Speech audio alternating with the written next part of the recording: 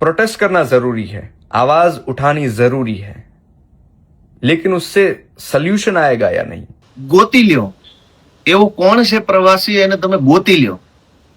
આપણા ગુજરાતના લોકપ્રિય કલાકાર આદિત્યભાઈ ગઢવીએ એક નિવેદન આપ્યું છે અને નિવેદનમાં એમણે દેશના યુવાનોને એક સલાહ આપી છે કે આ તમે શિક્ષણ મંત્રીના રાજીનામા માંગો છો, એનાથી કઈ સોલ્યુશન આવવાનું છે.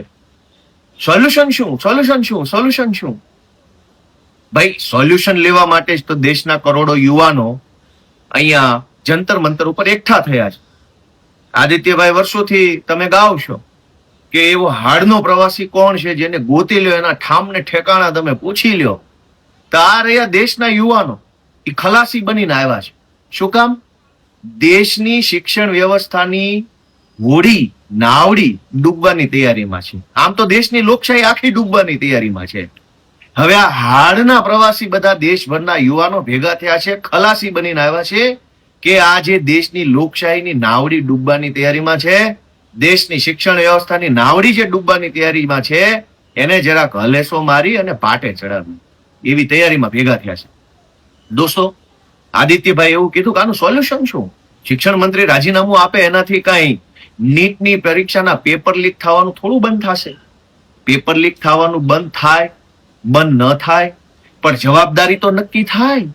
આપણી સોસાયટીની અંદર એક વખત ચોરી થાય, 2 વખત ચોરી થાય, 4 વખત ચોરી થાય, પછી કોઈ તો સોસાયટીના ચોકીદારને પૂછશે ને કે બાપા, કાકા, ભાઈ, તમને ચોકીદાર તરીકેનો પગાર આપીએ છીએ, આ ગેટ ઉપર બેસાડ્યા છે, નાઇટ શિફ્ટમાં તમને જવાબદારી સોંપી છે સોસાયટીની ચોકી કરવાની, તો કેમ ચોરીઓ થાય છે વારંવાર? અને પછી સોસાયટીમાં વારંવાર ચોરી થાય તો સોસાયટી એક ચોકીદાર તો બદલે છે. કમસે કમ ચોકીદાર બદલવાથી ચોરીઓ બંધ થઈ જાય એવું તો સોસાયટી ન માનતી હોય, પણ જવાબદારી તો નક્કી થાય જ કે આ ચોકીદાર છે એ આળસુ છે, કામ નથી કરતો, સૂઈ રહેશે.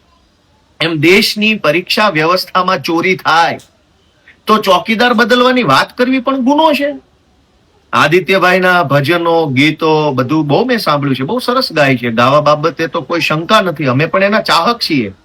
પણ દેશના કરોડો યુવાનો જયારે ખલાસી બનીને આવ્યા હોય ને, અને તમે તો ગાતા હતા કે કાંઠેથી જાતું જા દરિયે, દરિયેથી જાતું જા તળિયે, તો આ દેશના યુવાનો કાંઠેથી દરિયે એટલે કે જંતર મંતર આવ્યા છે ને, જંતર મંતરના દરિયેથી તળિયે જઈ અને તળિયામાંથી આખી વ્યવસ્થા સુધારવાનો પ્રયત્ન કરી રહ્યા છે.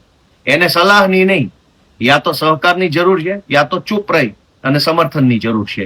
એટલે જે આપી શકાય એ આપીએ, પણ માનનીય આદિત્યભાઈને આપણે નમ્ર વિનંતી કરીએ.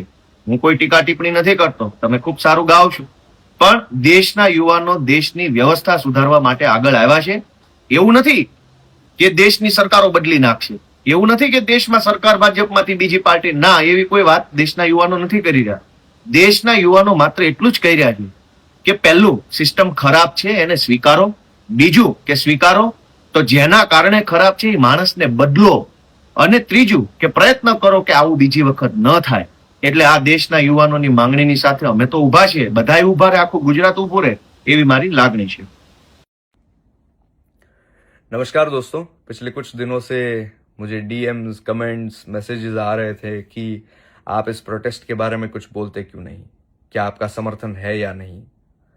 तो मैं कहना चाहता हूं कि अन्याय के खिलाफ आवाज उठाने की जब भी बात आएगी तब आज भी मेरा समर्थन है और हमेशा रहेगा.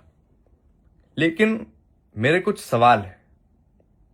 मैं इस विषय का जानकार नहीं हूं. हमारे जैसे कलाकारों से अपेक्षा होती है लोगों की कि आप कुछ बोलिए, चाहे वो सिंगर हो, एक्टर हो, इन्फ्लुएंसर हो.